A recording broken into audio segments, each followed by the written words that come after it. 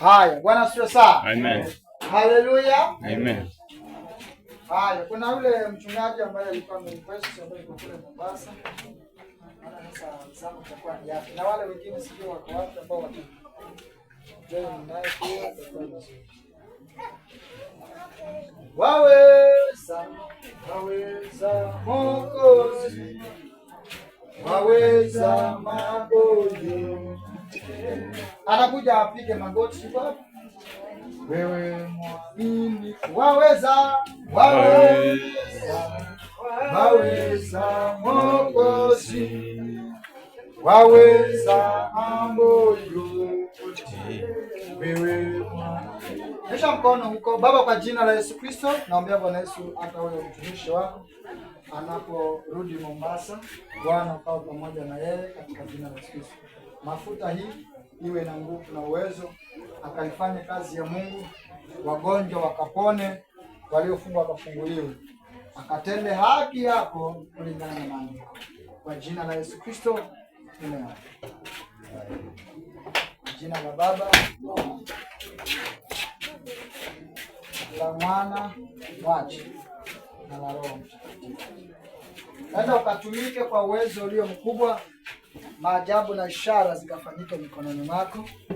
Nimekubariki kuanzia leo kwa jina la Yesu Kristo. I speak blessings in the name of Jesus. Mungu akulinde kwa kazi zako, kwa huduma zote ambazo utazifanya Mombasa na sehemu zingine. Utambulike popote unapoingia. Jina yako nimeisafisha. Giza na dhambi liondoke kwako. Patende yaliyo ya haki ya kimungu katika jina la Yesu Kristo.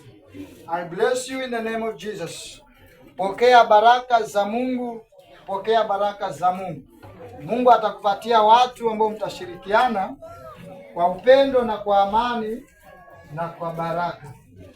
Na maandiko haya ya Mungu yakakuongoze. Kwa jina la Yesu Kristo, Baba, nimeomba, nimeshukuru. Amen. Simama.